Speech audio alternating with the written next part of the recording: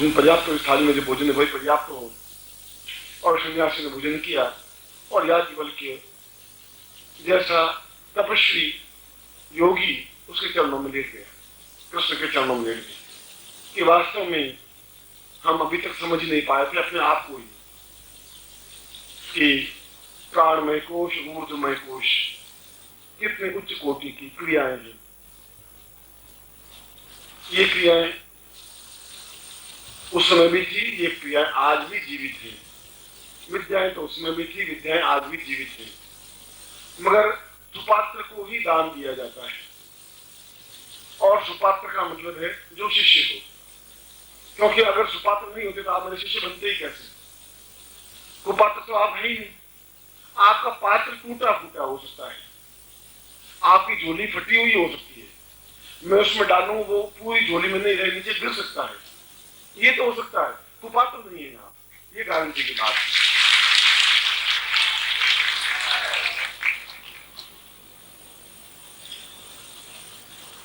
हम इस गुरु पूर्णिमा के अवसर पर जो श्लोक मैंने बोला है उस श्लोक के मूल गूढ़ अर्थ में पहुंच करके कल की गुरु पूर्णिमा मनाएंगे और कल उस प्रकार के प्रयोग संपन्न करेंगे, यदि हमारे लिए संभव हो सकेगा तो, कि हम प्राण तत्व जागृत प्रयोग करेंगे, जो अपने आप में महाभारत काल के बाद एक तरह से समाप्त सा हो गया। कृष्ण के बाद ये विद्या समाप्त सी हो गई।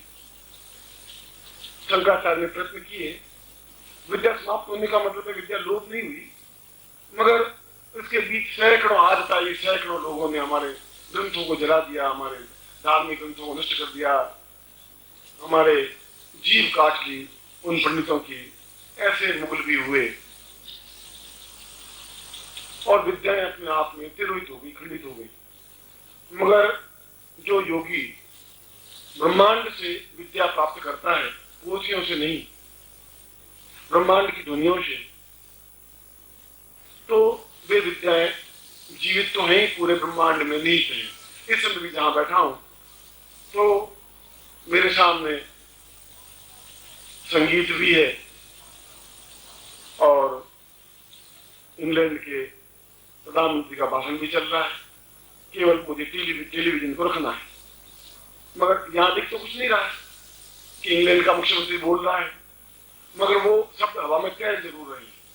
तैरते हैं तभी तो टेलीविजन बोलता है, जो वो बोल रहा है उसी समय हम सुनते हैं। इसका मतलब ये हुआ कि जो इंग्लैंड में उस व्यक्ति ने बोला और हमने सुना, सैकड़ों हजारों मील दूर बैठे व्यक्ति की बात सुनी, तो वो शब्द तो बराबर तैयार ही रह जाएंगे, आ ही रहे होंगे ना। शब्द कभी समाप्त नहीं होते, इसीलिए शब्दों को ईश्वर कहा गया है। शब्द नश्वर नहीं होते। कृष्ण गीता अगर बोली होगी तो गीता के ज्यों के त्यों शब्द कृष्ण ने जिस तरीके से उच्चारण किया वो आज भी इस हवा में, इस ईथर में विद्यमान है। आवश्यकता है इसको कैच करने की। जैसे हम एंटीना लगाते हैं और एंटीना से उसका अगर डायरेक्शन सही होता है तो उस जी टीवी को या दूरदर्शन को कैच कर लेते हैं। कैच करते ही वहां पर जो बोलता है वो बिल्कुल उसके माध्यम से हम देख लेते हैं, सुन लेते हैं।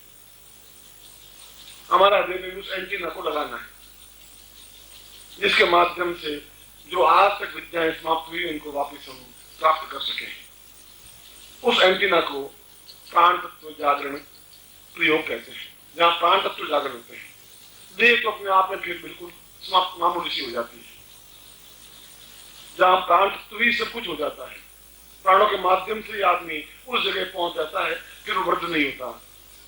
अगर शरीर वृद्ध होता है तो जैसे सांप अपनी कैंटून को छोड़ता है, ये सांप जब वृद्ध हो जाता है तो एक विशेष क्रिया से अपने ऊपर की पूरी खाल को निकाल देता है और ताजी खाल वापस पहन लेता है। कोई तो कोई क्रिया है, कोई ना कोई चीज तो है उसके पास, कोई ना कोई विद्या है उसके पास। ये तो हम रात दिन देखते हैं और हमें आज तक ये ज्ञान नहीं हो सका कि उस सर्प के पास में, वासुकी के पास में कौन सी वो विद्या है जिसे ऊपर की पूरी चमड़ी को उतार देता है, नई चमड़ी धारण कर लेता है। क्या हम नहीं कर सकते? विज्ञान नहीं कर सकता। विज्ञान उस ज्ञान को प्राप्त नहीं कर पाया, हमने भी प्राप्त नहीं कर पाया। तो सांप सोच सकता है ताजा शरीर धारण कर सकता है, तो हम भी धारण कर सकते हैं। इसलिए प्राण तत्व में गए हुआ व्यक्ति वृद्ध नहीं हो सकता, वापस अपने आप में क्रियाकलाप करके वापस अपने आप में सही अर्थों में यौवनवान बन सकता है। इसीलिए मैंने श्लोक के प्रारंभ में मैंने कहा था कि उन प्राण तत्व में जीवित योगियों को नमस्कार करता हुआ मैंने ऐसा शब्द का उच्चारण किया था। और उसके साथ ही साथ अगर ऋग्वेद के मंत्र से यजुर्वेद के मंत्र से अगर प्रारंभ में यही कहा है कि ब्रह्मोष्मी ब्रह्मराजत्वम साह सहचरम पूर्वौषधाः सह क्रिय, और उसकी कड़ी को राम ने कहा कि मैं स्वयं अवतार हूं क्योंकि मैं विशेष कार्य के लिए आया हूं। कृष्ण ने भी कहा कि अर्जुन मैं सामान्य व्यक्ति नहीं हूं, तो मुझे पहचान। और भीष्म पहचान रहा था, वो सरसज्जा पर लेटा लेटा भी प्रणाम कर रहा था। दुर्योधन गालियां दे रहा था, दुशासन गालियां दे रहा था, भीष्म का हाथ जोड़ रहे थे कौरवों की तरफ से, फिर भी हाथ जोड़ रहे थे कि इस व्यक्ति को क्यों नहीं पहचान रहे दुशासन, ये कौरव 100 के 100 कौरव कितने देह में है, कब ये प्राण तत्व में आएंगे, कब इनके स्वरूप को समझ पाएंगे। क्योंकि इस प्रकार के लोगों के शरीर में समस्त देवताओं का निवास होता है। फिर उसके समस्त शरीर में देवताओं का निवास और प्राण तत्व में जाने की क्रिया, उसके बाद में पीछे भी बाकी रहता ही। फिर वो काल से अपने आप में परे हो जाता है, मृत्यु उसको वर्ण करती नहीं, फिर अपने आप में बढ़ता उसको पास में आती नहीं, फिर उसको भूख लगती नहीं, फिर अपने आप में कोई तकलीफ में वो आता नहीं, फिर अपने ग्रस्त में रहता हुआ भी अपने आप में पूर्णता प्राप्त करता है। जैसा कृष्ण था, सैकड़ों पत्नियों का पति होते हुए भी वो कह रहा मैं बाल ब्रह्मचारी हूं। आज तक मैंने अगर ब्रह्मत्व खंडित किया हो तो नदी मुझे रास्ता नहीं दे।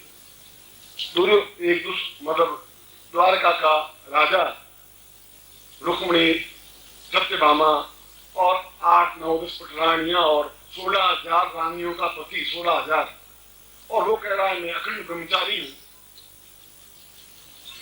तो आप कल्पना कर सकते हैं कि कृष्ण किन शब्दों का प्रयोग कर रहे थे। वो शरीर की बात छोड़ रहे थे, वो कह रहे थे कि मेरे पूरे शरीर में समस्त देवताओं का निवास है, इसलिए अर्जुन मुझे पहचान, और मैं प्राण तत्व में जीवित हूं, इसलिए मुझे अन्न की आवश्यकता नहीं रहती। मैं चाहूं तो अन्न ग्रहण करता हूं इस शरीर के लिए, और यदि नहीं चाहूं तो 1 साल 2 साल 5 साल भी ग्रहण नहीं करता। हम सांसारिक प्राणी हैं, हम भोजन के बिना, ऑक्सीजन के बिना जीवित नहीं रहते। और उस बर्फ के बीच में जहाँ ऑक्सीजन होती नहीं, बहुत कम विरल होती है, वहां पर भी योगी साधनारत रहते हैं। जैसे बद्रीनाथ का उदाहरण दिया, अभी भी वहाँ कृष्णानंद जी हैं, यदि आप जाएं तो देखें, जहाँ भैरवी है, और वो इतने बर्फ के बीच में भी वहां बिल्कुल अपनी गुफा में बैठे रहते, ऑक्सीजन तो होती नहीं, फिर भी वे वापस, और सारे लोग बद्रीनाथ के नीचे उतर जाते हैं और वो वहां रहते हैं। ऐसे सैकड़ों योगी वहां हैं। वहां उसके आसपास माना गांव है, माना गांव के पास में और गंधर्व पहाड़ के ऊपर सैकड़ों योगी, एक दो ही नहीं। तो वो कैसे जीवित रहते हैं, क्या है? एक मेढक को आप बंद कर दें एक ताले में और 2 महीने के बाद आप उसको खोलें और ऐसा बंद कर दें बॉक्स में कि उसको हवा भी नहीं मिले, ऑक्सीजन तो बहुत दूर, और 2 महीनों के बाद भी देखेंगे तो मेढक जीवित मिलेगा आपको। तो 2 महीनों में कौन सी हवा उसने ली, कौन सा अन्न दिया, कौन सा पानी दिया? क्या हम मेढक से भी गए बीते? ऐसा प्रयोग तो वैज्ञानिकों ने किया है, शाम के ऊपर वैज्ञानिकों ने किया कि ये क्या करता है, कैलोरी छोड़ देता है। मेढक के पास कौन सी चीज होती है जिससे बिना ऑक्सीजन के भी जीवित रहता है? विज्ञान नहीं समझ पाया है, ज्ञान समझ पाएगा, ज्ञान समझता है, मगर वे पोथियों में ये ग्रंथ में मंत्र लिखे हुए नहीं है, ये साधनाएं लिखी हुई नहीं है। क्यों? पोथियां तो जला दी गई, ना दिशा आया, लाखों ग्रंथ जला दिए गए, और उनके पाया हजारों ग्रंथों को आग लगा दी गई। हमारा जितना ज्ञान था पंडितों की जीभ काट ली गई, जितना अत्याचार हुआ हम सहन करते गए, और वो सारी विद्याएं जो कुछ बची खुची थी अंग्रेज उठा के लेके चले गए। और आज हम सिरमौर होते हुए भी अपने आप में, जहाँ वेदों की रचना हुई वहां होते हुए भी हम अपने आप में निर्धन, असहाय, कमजोर, बेबस, परेशान, दुखी और संतप्त और पीड़ित हैं। तो कोई कोई ऐसा व्यक्ति पैदा होगा जो समझा सकेगा कि प्राण तत्व में जाने की क्रिया क्या है। कोई न कोई व्यक्ति ऐसा होगा जो समझा सकेगा कि पूरे शरीर में उन देवताओं का निवास होने पर वो अपने आप में कितना ऊपर उठ सकता है, ऊंचाई पर उठ सकता है। जहाँ एक स्थान से दूसरे स्थान पर जाना अपने आप में सामान्य बात होती है। आज हमारे सुनने में छुट्टी रखती है, पर हम तो पढ़ते आए, चाहे कोई धर्म हो, उस धर्म में ये चीजें हमने पढ़ती आई। वह ज्ञान कहाँ रहा? और ऐसा ज्ञान गुरु पूर्णिमा के अवसर पर ही अपने शिष्यों को देते थे, क्योंकि उसके बाद 4 महीने तक शिष्य गुरु के पास रहते थे। बरसात में नाले हो जाते, कहीं जाते नहीं, और एक स्थान पर रहते, अंत तक गुरु निरंतर भ्रमण पे रहते थे। इसलिए कल की गुरु पूर्णिमा में ऐसे प्रयोग हों जहाँ प्राण तत्व सिद्ध प्रयोग हो और देह में समस्त देवताओं का, समस्त जिनके उन्हें नाम सुने, वे शरीर में पूर्ण रूप से जागृत और चैतन्य हो, तो फिर शरीर बद्ध नहीं हो सकता, क्योंकि देवता बद्ध होते नहीं। हमने विष्णु को वृद्ध होते हुए देखा नहीं, इंद्र को वृद्ध होते हुए देखा नहीं, भगवान शिव को वृद्ध होते हुए देखा नहीं। बुढ़ापा उनको छू नहीं सकता। और यदि आपके मेरे शरीर में देवता निवास करते हैं सही अर्थों में चैतन्य जागरूक होकर के, ऐसा मानना कि हमारे भगवान हैं, वह एक अलग बात है। तो फिर शंकराचार्य की वाणी शुद्ध हो जाएगी, हम ब्रह्मास्मि, तब सब सफलता मिलेगी, तब वो बात हमारे गले उतरेगी, फिर हम ब्रह्म बन सकेंगे। अभी तो हम मनुष्य हैं, ब्रह्म नहीं है। हम क्या रहे हैं, उसको क्रियान्वित नहीं कर पाए, एक्टिविटी में नहीं ला पाए।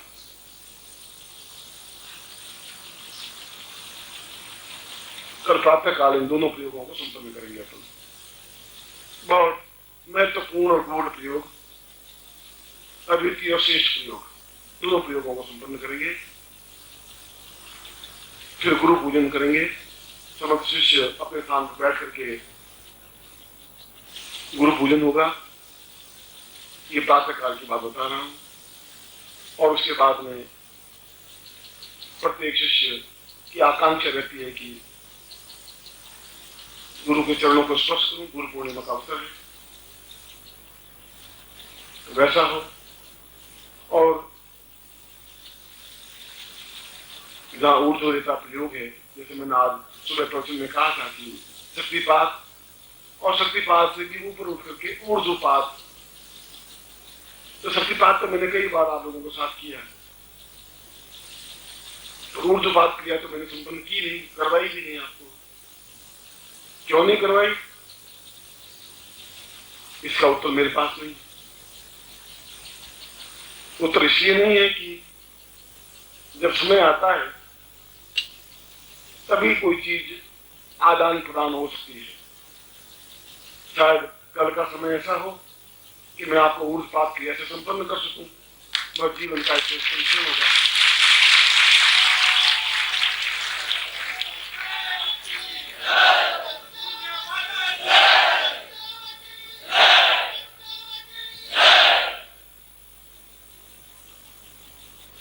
जीवन का एक विलक्षण सौभाग्य,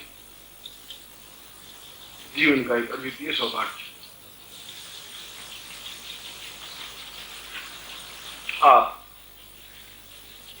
और मैं, शरीर तो अलग अलग हैं आपके मेरे, मैं तो अलग अलग शरीर मानता ही नहीं हूं, मैं तो एक ही प्राण मानता हूं। आप मेरे मुझ में एक ही हृदय धड़कता है, एक ही शब्द गुंजरित होते हैं। आप अधूरे नहीं रहे किसी दृष्टि से। मैं आपको पूर्णता दे सकूं, कहता तो हूं पूर्णमदा पूर्णमिदम्, मैं कहता हूं कि आप ब्रह्म हैं, मगर कभी उसको प्रयोग संपन्न नहीं करवाया। कहा, मगर मैंने अभी कहा कि क्षण जब होता है, कालो यम निर्विदाम पुरासक्ष्मी, सही कोई काल आता है तभी कोई घटना घटित होती है। कोई क्षण आया था कृष्ण पैदा हुए, कोई क्षण आया राम पैदा हुए, कोई क्षण आया बुद्ध पैदा हुए, कोई क्षणाया नानक पैदा हुए,